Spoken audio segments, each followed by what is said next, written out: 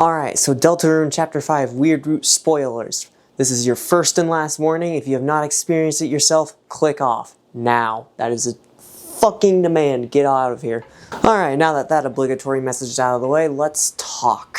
Alright, so everyone online has been freaking out over Deltarune Chapter 5's Weird Root, and rightfully so. It is one of the most impactful scenes in Deltarune, period. However, I've noticed something funny, as with any of the Weird Root scenes, the general public reception is that of disgust of their own actions, which always makes me laugh because at the end of the day it's a game, but I feel it's off this time around. And no, I'm not saying the actions committed in the Weird Root are not horrible. They are absolutely horrific. No one's gonna deny that. But I feel like people are not paying enough attention to what is said by Noelle in her monologue. And it is here to where I feel like people are missing something or are purposely choosing to ignore it. And that is how unbelievably painfully relatable it is. I've always been a bit deeply intrigued by Deltarune's Weird Root, and I couldn't ever quite figure out why, but it's been the most enjoyable aspect of Deltarune to me personally. Until Chapter 5 hit, and I learned why. I figured out within myself why it is. And it is because of one line, and one line only, said by Noelle.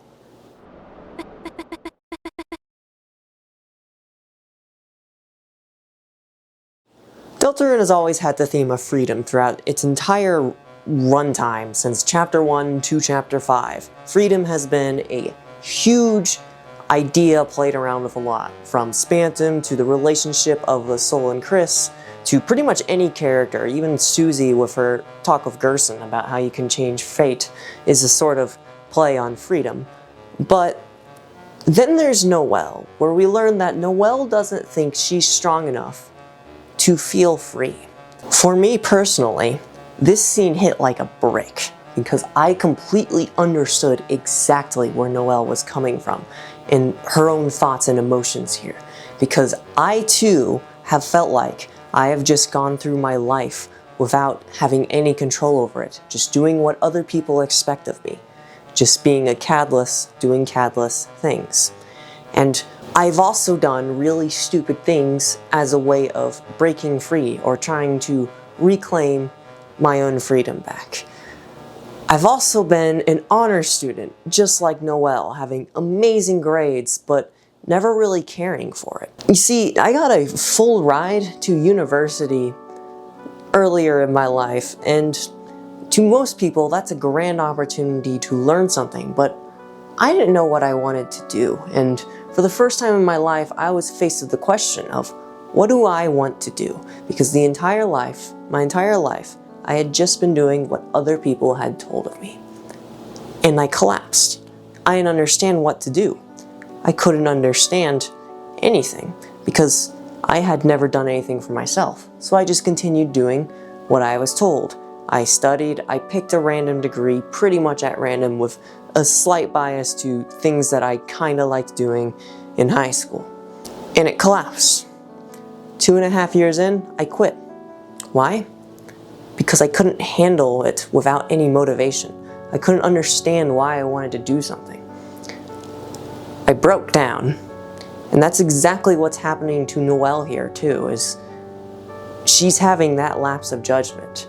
She is understanding that her life, she's never been in control of, but now she has a chance to take control of it. She has a chance to taste freedom, and she doesn't fully know how to do it. And the crazy part is, I'm sure anyone who's been in my position or a similar position or Noelle's position, we all understand that what we're about to do is objectively a bad decision. Noelle even acknowledges that it's horrible that she likes this strength. In both the Weird Root and any aborted scene of the Weird Root and in the straight up normal route, Noelle acknowledges this.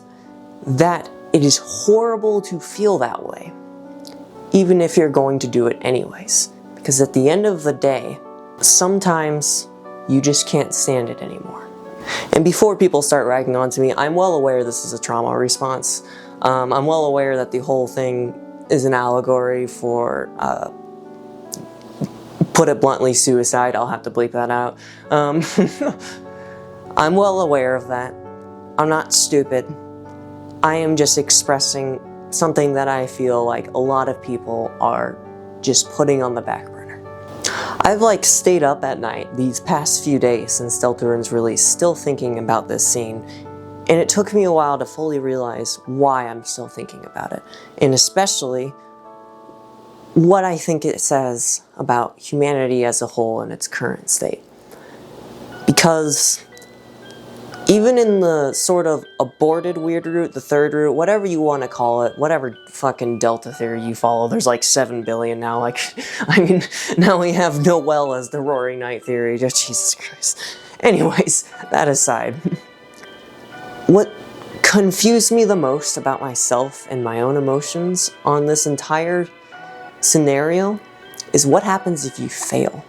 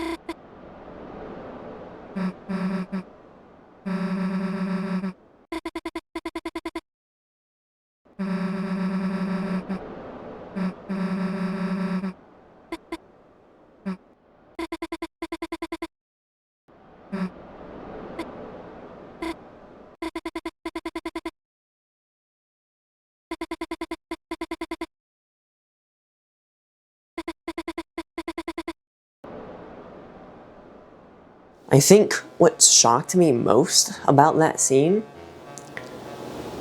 is how I felt frustrated for her seeing that.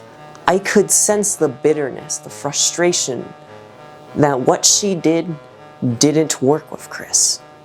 And that fucks me up on the inside, because I don't know what the hell I'm supposed to feel about that, or what fully that says about humanity as a whole and where we're at as a species and a society, to where the idea of someone failing to do something terrible as an act of regaining their own freedom is something I can relate to on a deeply personal aspect and empathize on a deeply personal aspect. It's really weird for me to say this, but I honestly think the third route where it fails is going to end up worse for Noel and Chris than not failing it at this point.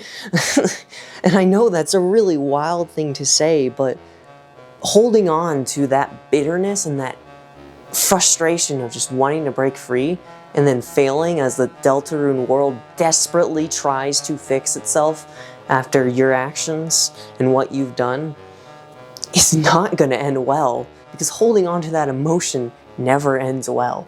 And now that Noel has the thorn ring and has committed Snowgrave at this point, is there really any going back for her? If she fails, it's just going to make her more bitter. So what is that going to actually do for her?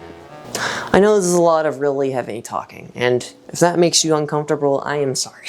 What I'm talking about is a very unfortunately serious subject matter, and one that's deeply personal too. Because if you don't get where I'm coming from, or you don't understand that feeling that is shown in the weird route with Noel, if you don't get it, then it's hard to understand it.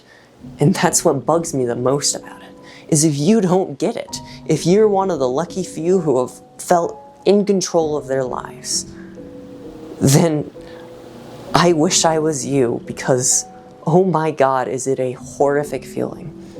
And this isn't like a confession saying I'm going to do something stupid. No, I'm fine. I'm in a generally decent position in life. It's just that this scene in particular with deltarune has really made me think a lot about my life lately and the actions I've done in the past in a new light that I've not thought about at all. Again, at the end of the day, give it a couple weeks and I'll probably stop thinking about it. But I wanted to make a video on it just because of how impactful I felt about it and how much it just kind of feels like everyone's ignoring it in the deltarune community. Or just outright being judgmental about things, if that makes sense. It's a very hard to approach subject without being overtly cynical or unforgiving, if that makes sense. Anyways, this will probably be the last video essay style video I do on anything, unless something really impactful comes up later in life. I was intending to not do another one of these, but then deltarune Chapter 5 came out and I felt so strongly about it. I know a lot of people are probably, some of the subscribers for this channel are probably very confused as to what the hell I've planned on doing with this channel, and the truth is I don't fully know. I tried to do a lot of streaming. I made my own 3D VTuber model, but I learned pretty late into it that I actually don't really like streaming.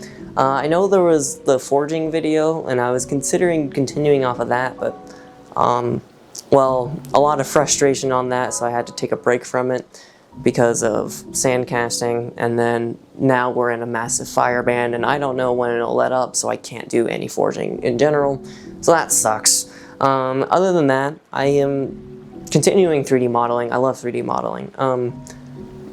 I might do some animation. I think that's what I'm going to end up doing more of, is trying to get into animation and learning animation. So if you see some little animations or funny story writings and whatnot for me, that's probably what you should expect. That'll be the new typical, unless, of course, shit goes horribly wrong. That's besides the point, but yeah. Anyways, thanks for watching this really odd rambling. I hope I didn't scar everyone for life with this one. But, yeah. Peace.